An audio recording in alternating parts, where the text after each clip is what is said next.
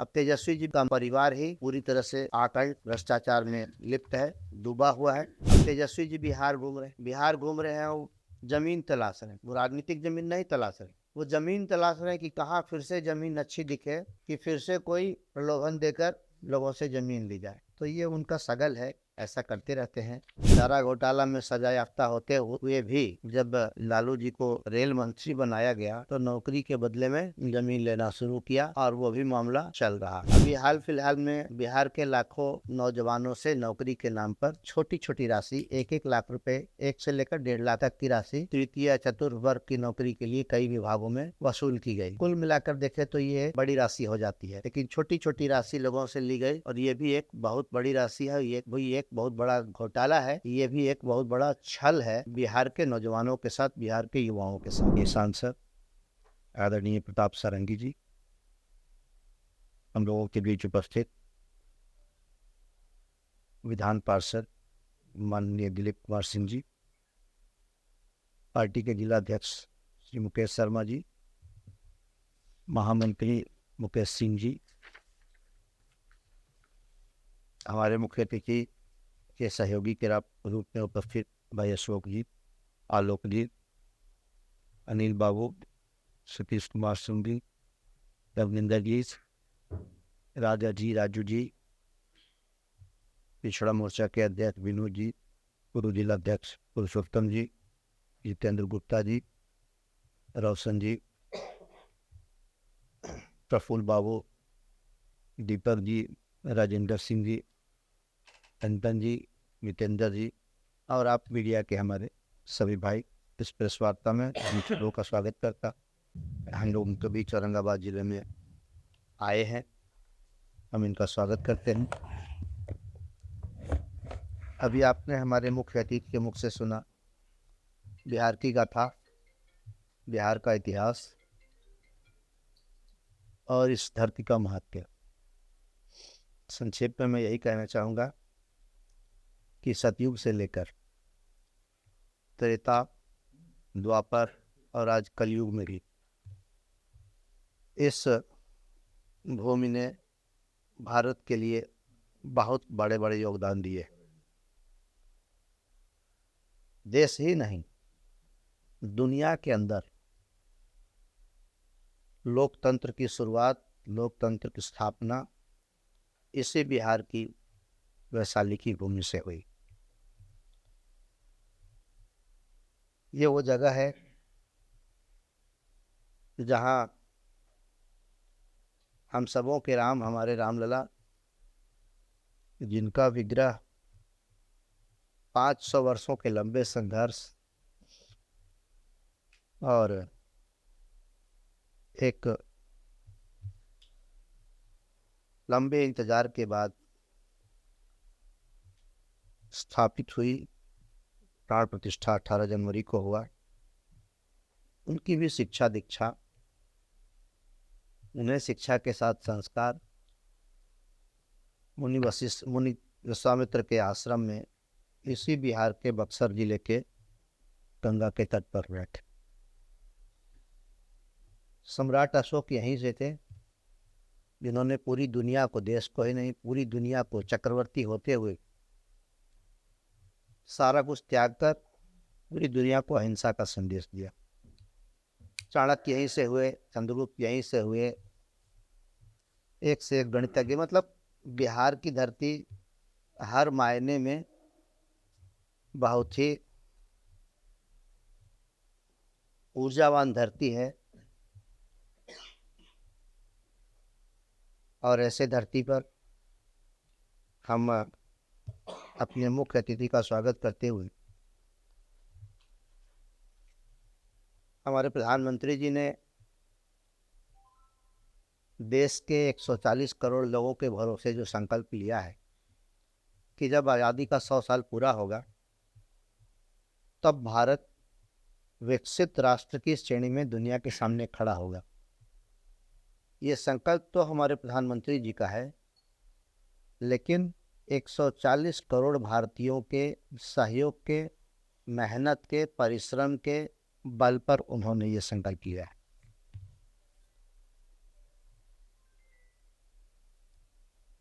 और मुझे लगता है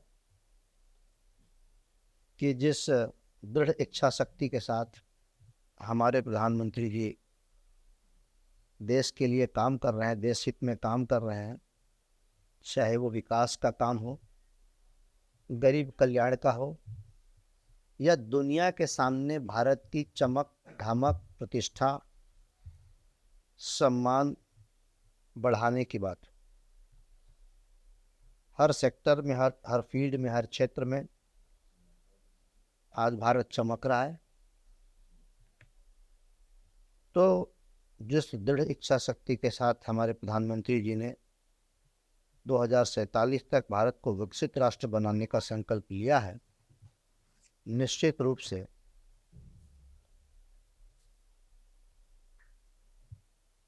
ये संकल्प पूरा होगा, ये मेरा मानना है और ये मोदी की गारंटी है। मोदी की गारंटी गारंटियों को पूरा करने वाली गारंटी है और इसमें हमारा बिहार, हमारा औरंगाबाद सतत विकास की कड़ी में हमारे प्रधानमंत्री जी के नेतृत्व में आगे बढ़ता हुआ बिहार, आगे बढ़ता हुआ औरंगाबाद। अभी 2 तारीख को आप लोगों ने उन्हीं के मुख से सुना होगा, उनके संबोधन में, जब उन्होंने इस जिले की सबसे ज्वलंत समस्या, सबसे बड़ी समस्या, सबसे महत्वपूर्ण समस्या, सबसे बड़ा मुद्दा उत्तर कोयल नहर परियोजना की चर्चा की और अपने मुख से ये कहा कि उत्तर कोयल परियोजना के काम को पूरा कराने के लिए मैं दृढ़ संकल्पित हूँ। और ऐसे ही उन्होंने नहीं कहा, उन्होंने उधार बात नहीं की। इस परियोजना को पूरा करने के लिए 2 बार में केंद्रीय मंत्रिपरिषद से, एक बार 2017 में 1622 करोड़ रुपए और दूसरी बार 2023 के अक्टूबर महीने में 2456 करोड़ रुपए की स्वीकृति दी, जिसके तहत काम भी चल रहा है। आज के ही अखबार में आप लोगों ने देखा होगा, पटने से जो सड़क नेशनल हाईवे 139 औरंगाबाद और औरंगाबाद के आगे हरिहरगंज और डाल्टनगंज की तरफ जाती है, इसके 4 लेनिंग की खबर आज ही के प्रभात खबर अखबार में छपी है, आप लोगों ने पढ़ा भी होगा।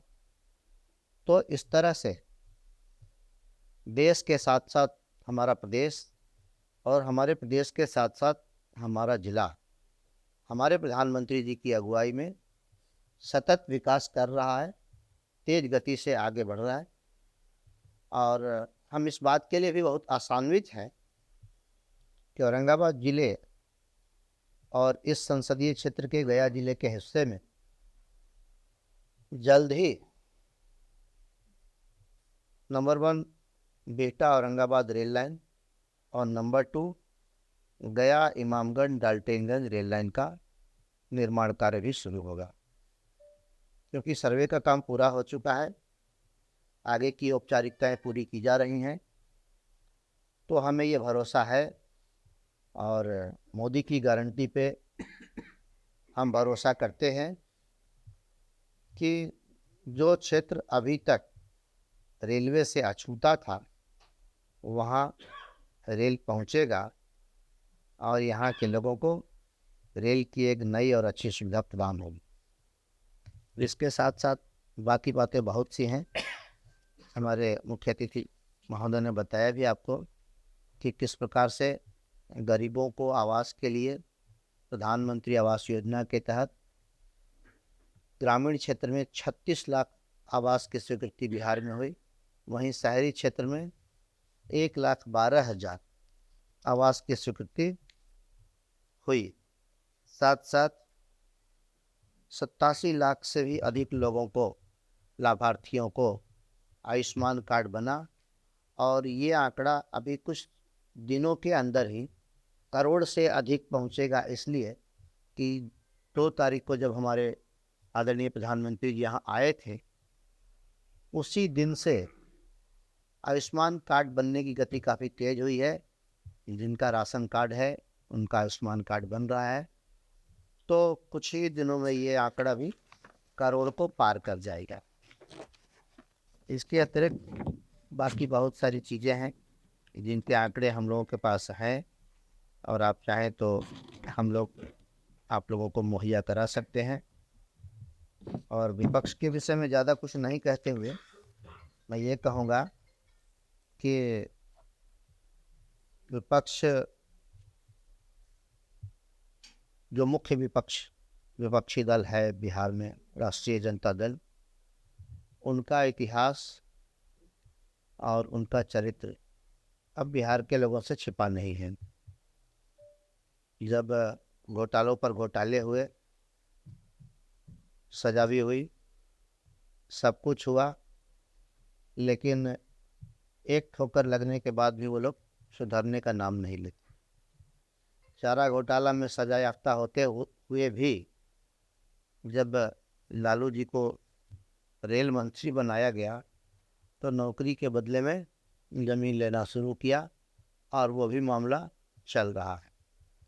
अभी हाल फिलहाल में बिहार के लाखों नौजवानों से नौकरी के नाम पर छोटी छोटी राशि 1-1 लाख रुपए, 1 से लेकर 1.5 लाख तक की राशि तृतीय चतुर्थ वर्ग की नौकरी के लिए कई विभागों में वसूल की गई। कुल मिलाकर देखें तो ये बड़ी राशि हो जाती है, लेकिन छोटी छोटी राशि लोगों से ली गई और ये भी एक बहुत बड़ी राशि है। ये भी एक बहुत बड़ा घोटाला है, ये भी एक बहुत बड़ा छल है बिहार के नौजवानों के साथ, बिहार के युवाओं के साथ। अब तेजस्वी जी बिहार घूम रहे हैं, वो ज़मीन तलाश रहे हैं। वो राजनीतिक ज़मीन नहीं तलाश रहे, वो ज़मीन तलाश रहे हैं कि कहाँ फिर से ज़मीन अच्छी दिखे, कि फिर से कोई प्रलोभन देकर लोगों से ज़मीन ली जाए। तो ये उनका सगल है, ऐसा करते रहते हैं। वो परिवार ही पूरी तरह से आकल्ट भ्रष्टाचार में लिप्त है, डूबा हुआ है। तो एक तरफ हमारे मोदी जी हैं, जिन्होंने कहा न खाएंगे न खाने देंगे, और उस नीति सिद्धांत पर चल भी रहे हैं। और दूसरी तरफ जो पार्टियां हैं, उनका मकसद ही है कि जब सत्ता आ जाए, शासन मिल जाए, अधिकार प्राप्त हो जाए, तो भ्रष्टाचार करो। भ्रष्टाचार में लिप्त हो जाते हैं। और इस बार जब नीतीश कुमार जी ने आरजेडी से अपने आप को अलग किया, उसके पीछे भी एक बहुत बड़ा कारण भ्रष्टाचार ही था।